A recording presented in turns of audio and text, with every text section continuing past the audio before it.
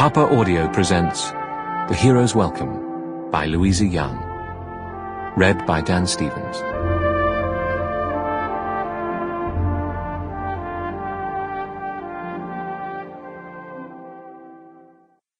I knew that I was more than the something which had been looking out all that day upon the visible earth, and thinking and speaking and tasting friendship.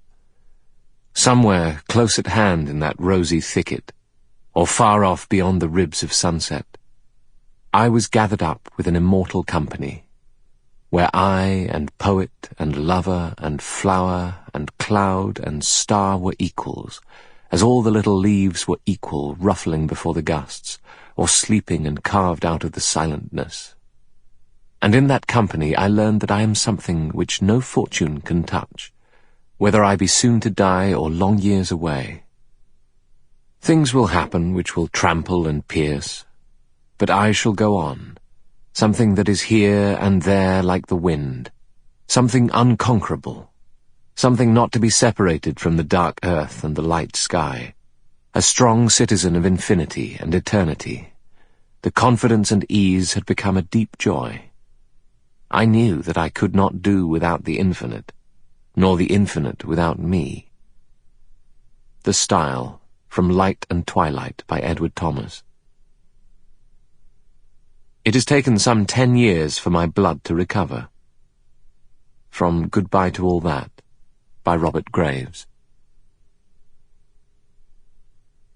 Part 1, 1919.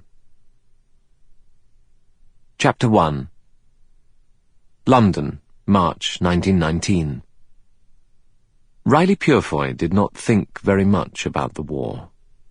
He didn't have to. It was part of him, if others mentioned it. But then they didn't. Neither the other old soldiers who had, most of them, realized very quickly that nobody wanted to hear what they might have to say, nor the civilians who drifted away at the same rate as the soldiers fell silent. Phrases and scraps from time to time slithered back at him. There was a taste in his throat sometimes, unidentified. There was an insistent image of bits of coughed-up gassed lung on the floor of an ambulance which brought with it the necessity of standing still for a moment. There were moments still, a year and a half after he had stumbled off the battlefield, when the silence confused him as dry land confuses a sailor's legs. There was Peter Locke's voice saying, "Then you're in charge, old boy." This last stuck with him because he knew that however unlikely it seemed, this remained largely true. He was in charge. Despite his physical damage, Riley was well equipped, a sturdy young man, clear-eyed. So as the months went by, when he did think of war, he thought more of future war, and how to prevent it, of the future children and how to keep them safe from it, or of the future of his fellow wounded, and how to improve it. He saw people look at him with pity and doubt. He registered the small or large involuntary gasps that his scarred face provoked. When a taxi driver drove off because he couldn't understand what Riley was saying, Riley did his best to conjure sympathy for the man's embarrassment over natural fucking anger at this continued humiliation. He was quite aware that not many people thought he'd add up to much, poor fellow. But if he learnt anything from being shot to bits and patched up again, it was this. Now is a good time to do what you want. Riley Purefoy and Nadine Waverney married under a daftly beautiful wave of London blossom, cresting over a city that had been at war for so long that it didn't know what to do with itself. On the wall of the register office a sign read, "No confetti, Defence of the Realm Act."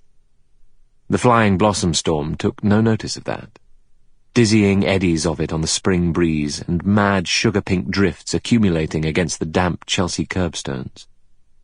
Nadine, still so skinny she wasn't having her monthlies, wore Riley's vest under Julia Locke's utterly out-of-date wedding dress from before the war, taken in. Riley was in uniform. Peter Locke, Riley's former CO, tall, courteous, and almost sober, was best man. Peter's cousin Rose was maid of honor, in white gloves. Sample complete. Ready to continue?